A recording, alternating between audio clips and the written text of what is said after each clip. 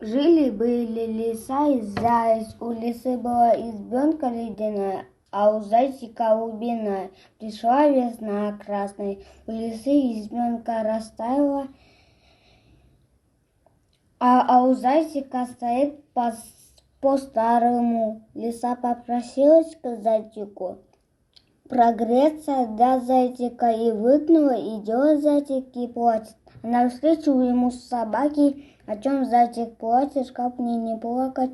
Была у меня избенка лубиная, а у лисы ледяная. Попросилась она ко мне, дай меня же и выгнула, не плачь, мы тебе поможем. Подошли они к избенке, пошла лиса прочь, она им в ответ: как выскочу, как выпрыгну, пойдут клочки по закоулочкам. Испугались собаки и убежали. Опять зайчик плачет, а навстречу ему медведь. О чем, зайчик, плачешь? Как мне не плакать? Была у меня избенка лубиная, а у лисы ледяная. Попросилась лиса ко мне, дай меня же и выгнула. Не плачь, зайчик, я выгоню ее.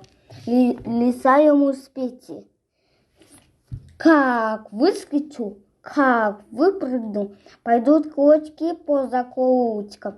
Испугался медведь и убежал. Идет зайчик, опять плачет, а навстречу ему петух с косой.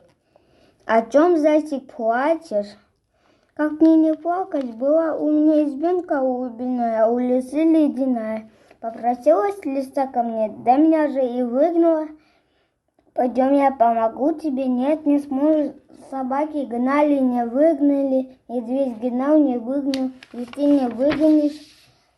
Подошли они к избенке. Петух как закричит: несу косу на плечи, хочу лису посетить.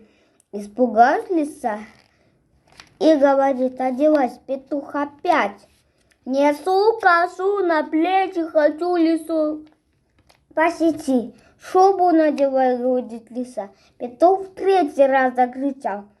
Тут выскочила лиса и убежал. А зайчик с петухом стали жить, поживать, до добра наживать.